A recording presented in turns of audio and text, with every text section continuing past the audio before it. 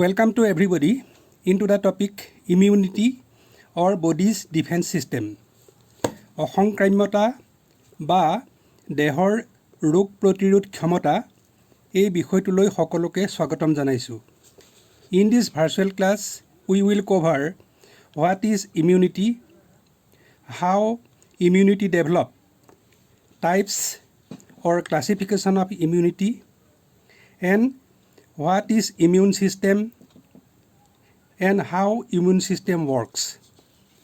Immunity in simple words means the ability of the body's system that helps fight off sickness.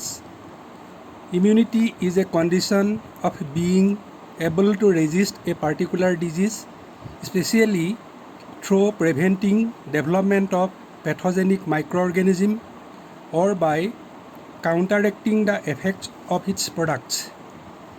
The immune system is made up of network of cells, tissues and organs that work together to protect the body. The three major functions of immune system are fight disease-causing organisms or germs like bacteria, viruses, parasites, fungus, and to remove them from the body, recognize and neutralize harmful substances from the environment. Harmful substances means toxic chemicals, biological or physical agents, pollutants, etc. To fight disease-causing changes in the body such as cancer cells, etc. Immune system প্ৰধানতঃ তিনিটা কাম কৰে. প্ৰথমতে হ'ল যিবিলাক ৰোগ জীৱাণু সেই ৰোগ জীৱাণুবিলাক যেনে বেক্টেৰিয়া, ভাইৰাছ, পেৰাচাইট, ফাংগাছ এইবিলাক দেহত আক্ৰমণ কৰিব নোৱাৰাকৈ সিহঁতক দেহৰ পৰা আঁতৰাই পঠায়. আৰু দুই নম্বৰতে হৈছে যে কিছুমান বিষাক্ত ৰাসায়নিক পদাৰ্থ পৰিৱেশত থকা যেনে বিভিন্ন ধৰণৰ ৰাসায়নিক পদাৰ্থ, জৈৱিক পদাৰ্থ বা বিভিন্ন ধৰণৰ প্ৰদূষক, সেই প্ৰদূষকবিলাক দেহত যাতে কোনো ক্ষতি কৰিব নোৱাৰে তাৰ কাৰণে ব্যৱস্থা গ্ৰহণ কৰা. And to fight disease causing changes in the body such as cancer cells বা দেহত কেতিয়াবা কিছুমান অসুবিধাৰ সৃষ্টি হয় আৰু এই অসুবিধাবিলাক বা অস্বাভাৱিকতা আহি পৰে, এইবিলাক দূৰ কৰি দেহক প্ৰতিৰক্ষা প্ৰদান কৰে.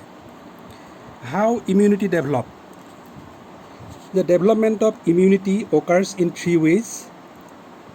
Immunity through diseases. কেতিয়াবা কিছুমান আগতে হোৱা ৰোগৰ প্ৰতি ইমিউনিটি গঢ়ি উঠা দেখা যায়, যেনে মাম্পছ. এই ধৰণৰ ইমিউনিটি মেমৰি চেলত থাকি যায়. মাম্পছ, পক্স, পলিঅ' আদি ৰোগৰ বিৰুদ্ধে দেহত গোটেই জীৱনলৈ এই ইমিউনিটি গঢ়ি উঠে. সেইদৰে টাইফইড, ডিপটেৰিয়া আদি ৰোগৰ প্ৰতি কেইবছৰমানলৈ আৰু অন্যহাতে কোল্ড, ফ্লু আদিৰ বিৰুদ্ধে দেহত খুব কম সময়ৰ বাবে ইমিউনিটি ডেভেলপ হোৱা দেখা যায়. ইমিউনিটি ডেভেলপ হোৱাৰ অন্য এটা ব্যৱস্থা হৈছে ভেকচিনেশ্যন বা টীকাকৰণ ব্যৱস্থা. যেনে পক্স, কলেৰা, ৰেবিজ আদিৰ পৰা ৰক্ষা পাবলৈ ভেকচিন প্ৰয়োগ কৰি দেহত ইমিউনিটি ডেভেলপ কৰা হয়. আৰু ইতিমধ্যে তোমালোক সকলোৱে ক'ভিড ভেকচিনৰ বিষয়ে জানিব পাৰিছা.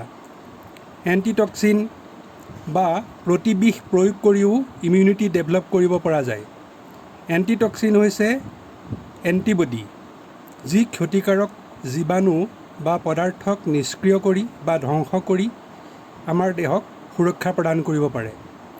এণ্টিটক্সিনবোৰ কিছুমান প্ৰাণী, উদ্ভিদ, বেক্টেৰিয়া, ফাংগাছ আদিৰ পৰা প্ৰস্তুত কৰা হয়. Snake venom is an example of antitoxin. এতিয়া আমি চাওঁ দেহৰ ডিফেন্স মেকানিজিম বা প্ৰতিৰক্ষা ব্যৱস্থা. Defence mechanism of body against pathogen or disease causing organisms এইবিলাক হৈছে ৰোগ জীৱাণুৰ প্ৰতি শৰীৰৰ প্ৰতিৰক্ষা ব্যৱস্থা. Let our consider with an example or comparison for easy understanding. দেহৰ প্ৰতিৰক্ষা ব্যৱস্থাটো যদি আমি এখন ৰাষ্ট্ৰৰ লগত তুলনা কৰোঁ তেতিয়া হয়তো বুজিবলৈ কিছু সহজ হ'ব. ধৰি লোৱা আমাৰ দেহটো এখন দেশ বা কাণ্ট্ৰি, অৰ্থাৎ ইণ্ডিয়া. আমি ইণ্ডিয়াত বাস কৰোঁ. গতিকে এই দেশখন সুস্থিৰ কৰি ৰাখিবলৈ বা শান্তি শৃংখলা বজাই ৰাখিবলৈ বাবে বিভিন্ন ডিফেন্স ছিষ্টেম বা প্ৰতিৰক্ষা ব্যৱস্থা আছে, যেনে পুলিচ, মিলিটেৰী, সেনাবাহিনী, নৌবাহিনী, বিমান বাহিনী, বৰ্ডাৰ গাৰ্ড, CRPF আদিয়ে আমাক বিভিন্ন প্ৰকাৰে ৰক্ষা কৰি আছে। আমাৰ দেশত কিবা বিশৃংখলা হ'লে, ফৰেন ইনভেডাৰ্ছ বা বিদেশী শত্ৰুৱে আক্ৰমণ কৰিলে বা অন্য কোনো অশুভ শক্তিয়ে কিবা সমস্যাৰ সৃষ্টি কৰিলে লগে লগে আমাৰ দেশৰ ডিফেন্স ছিষ্টেমবোৰ শান্তি শৃংখলা বজাই ৰখাত সহায় কৰে। ঠিক একেদৰেই আমাৰ দেহত যদি কিবা ৰোগ জীৱাণু প্ৰৱেশ কৰে বা দেহৰ স্বাভাৱিক ক্ৰিয়াত যদি অসুবিধাৰ সৃষ্টি হয়, তেনেহ'লে ৰাষ্ট্ৰৰ দৰে আমাৰ দেহৰ ইমিউন ছিষ্টেমবিলাকে আমাক ৰক্ষা কৰে। অৰ্থাৎ immune system of our body prevent the entry, growth and development of pathogen.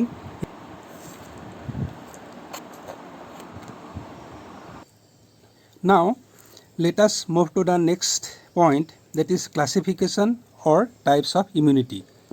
শৰীৰৰ ৰোগ প্ৰতিৰোধ ক্ষমতা দুই ধৰণৰ হয়।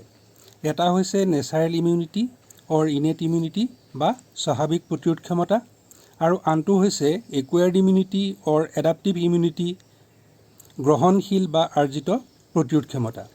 যেতিয়া দেহত কোনো ৰোগ জীৱাণু যেনে বেক্টেৰিয়া, ভাইৰাছ, এণ্টিজেন, পেৰাচাইট আদি প্ৰৱেশ কৰিব বিচাৰে, ঠাইতেই শৰীৰে সেইবোৰ ধ্বংস কৰিব পৰা ব্যৱস্থাক নেচাৰেল ইমিউনিটি বোলে। নেচাৰেল ইমিউনিটি বা ইনেট ইমিউনিটি হৈছে নন স্পেচিফিক বা অনিৰ্দিষ্ট প্ৰতিৰোধ ব্যৱস্থা। ধৰি লোৱা, দেশৰ ইণ্টাৰনেশ্যনেল বৰ্ডাৰত যেনেদৰে ডিফেন্সৰ লোকসকলে বিদেশী শত্ৰুৰ পৰা আমাক ৰক্ষা কৰি আছে, ঠিক তেনেদৰে দেহত এণ্টিজেন প্ৰৱেশ কৰিলেই কোনো বিচাৰ বিবেচনা নকৰাকৈ দেহে এইবোৰ ধ্বংস কৰে। অৰ্থাৎ they are rapid response system against antigen. Innate immunity is comprised of different components including physical, anatomical and physiological barriers and also blood-borne. অৰ্থাৎ এই ধৰণৰ ব্যৱস্থাত কিছুমান প্ৰতিবন্ধক পাৰ হৈ আহিব পাৰিলেহে ৰোগ জীৱাণুৱে দেহত প্ৰৱেশ কৰিব পাৰে। এই প্ৰতিবন্ধকবোৰ হ'ল স্কিন বা দেহৰ ছাল, আমাৰ ছালত অইল, ছুৱেট বা কিছুমান ইউজফুল বেক্টেৰিয়া থাকে আৰু এইবিলাকে ৰোগ জীৱাণু প্ৰৱেশত বাধা দিয়ে। সেইদৰে হেয়াৰ্ছ বা নোম বা চুলি, মিউকাছ মেমব্ৰেইন বা অংগসমূহত থকা শ্লেষ্মাৰ আৱৰণ, বাকেল কেভিটি, ইয়াত কি হয় যে কিবা ৰোগ জীৱাণু প্ৰৱেশ কৰাৰ লগে লগে আমাৰ কাহ হয় আৰু কাহত এইবিলাক বস্তু অলাগতিয়াল জীৱাণুবোৰ ওলাই যায়। সেইদৰে ৰেছপিৰেটৰী ট্ৰেক্ট বা শ্বাসনলীত হেয়াৰ থাকে বা স্নিজ বা হাঁচি মাৰি এইবিলাক দেহত প্ৰৱেশ হোৱাত বাধা জন্মায়। লালতি বা চেলিভাত থকা লাইচোজাইম, খাদ্যনলীত হাইড্ৰক্লৰিক এচিড বা কিছুমান বেক্টেৰিয়া থাকে, সেই বেক্টেৰিয়াবিলাকেও ৰোগ জীৱাণুবিলাক বৃদ্ধি হোৱাত বাধা জন্মায়। সেইদৰে বাইলৰ pH 8, গতিকে এই pHত কিছুমান ৰোগ জীৱাণু ধ্বংস হ'ব পাৰে। তেনেদৰে টিয়েৰ্ছ বা চকু পানী, ইয়াত চেলাইন থাকে, লাইচোজাইম থাকে আৰু এইবিলাকেও কিছুমান ৰোগ জীৱাণু চকুত সোমোৱাত বাধা জন্মায়। চেৰুমেন বা কাণত থকা আৰৱাক্স আৰু ভেজিনেল বেক্টেৰিয়া আদিয়েই প্ৰাথমিকভাৱে ৰোগ জীৱাণুৰ প্ৰৱেশত বাধা দিয়ে। ৰোগ জীৱাণুবোৰে এই বাধা অতিক্ৰম কৰিব পাৰিলে দ্বিতীয় বাধাৰ সন্মুখত পৰে। তেজত সৃষ্টি হোৱা ফেগ'চাইট'চিছ নামৰ এক ধৰণৰ কোষে এই ৰোগ জীৱাণুবোৰৰ লগত যুদ্ধ কৰে বা ধ্বংস কৰিবৰ চেষ্টা কৰে। যেতিয়া ইনেট ইমিউনিটিয়ে দেহক ৰক্ষা কৰাত বিফল হয় বা দেহে বিপৰ্যয়ৰ ফালে গতি কৰে, তেনে অৱস্থাত এডাপ্টিভ বা একুৱাৰ্ড ইমিউনিটিয়ে প্ৰতিৰক্ষা কৰিবলৈ ব্যৱস্থা গ্ৰহণ কৰে। অৰ্থাৎ ইনেট ইমিউনিটিয়ে প্ৰতিৰক্ষা কৰিব নোৱাৰা ইনফৰ্মেশ্যনটো পোৱাৰ লগে লগে এডাপ্টিভ বা গ্ৰহণশীল প্ৰতিৰক্ষা ব্যৱস্থা সক্ৰিয় হৈ উঠে আৰু ৰোগ জীৱাণুৰ বিৰুদ্ধে যুদ্ধ আৰম্ভ কৰে। সেইকাৰণে এই ধৰণৰ ইমিউনিটিক গ্ৰহণশীল বা আৰ্জিত প্ৰতিৰক্ষা বোলে।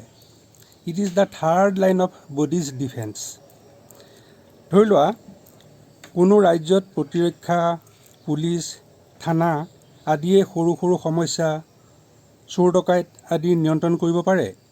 যদি সমস্যা ডাঙৰ হয়, এক্সট্ৰিমিষ্ট হয়, টেৰৰিষ্ট বা চৰমপন্থী হয় বা ডাঙৰ আন্দোলন হয়, তেতিয়া কেন্দ্ৰলৈ সেই ইনফৰমেশ্যনবিলাক পঠাই দিয়ে আৰু কেন্দ্ৰই আৰ্মি, CRPF, সেনাবাহিনী আদি প্ৰয়োগ কৰি সমস্যাবোৰ সমাধান বা শান্তি শৃংখলা ঘূৰাই অনাৰ কাৰণে চেষ্টা কৰে বা ঘূৰাই আনে। এইদৰেই ইনেট ইমিউনিটিয়ে প্ৰতিৰক্ষা দিব নোৱাৰিলে এডাপ্টিভ ইমিউনিটিয়ে দেহক প্ৰতিৰক্ষা দিয়ে। Adaptive or acquired immunity may be developed in response to earlier disease, which are present in memory cell formed by B and T cells. B and T cells are lymphocytes. These are specific. এইবিলাকৰ বিষয়ে আমাৰ next ক্লাছত detail আলোচনা কৰিম, কাৰণ একেটা ক্লাছতে গোটেইখিনি সামৰাটো সম্ভৱ নহয়। গতিকে we will cover it in our next class. Adaptive ইমিউনিটিক আকৌ দুই ধৰণে ভাগ কৰা হৈছে, এক্টিভ ইমিউনিটি আৰু পেছিভ ইমিউনিটি। এডাপ্টিভ ইমিউনিটিক আমি দুই ধৰণে ভাগ কৰিব পাৰোঁ।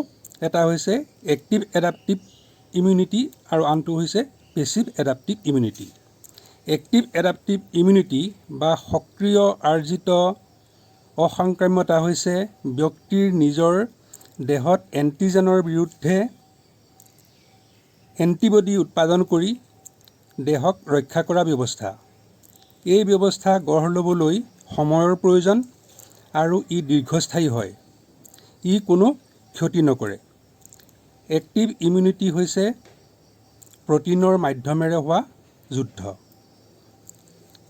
Passive immunity may occur artificially or naturally.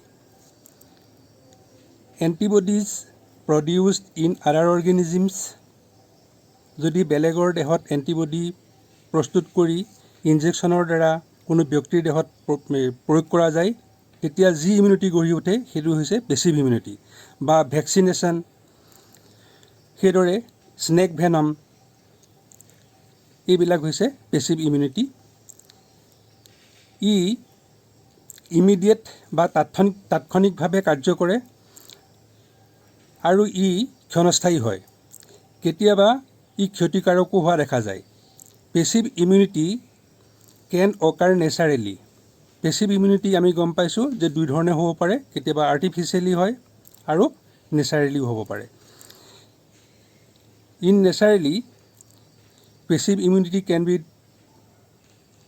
developed, say when an infant receives mother's antibodies through the placenta or breast milk.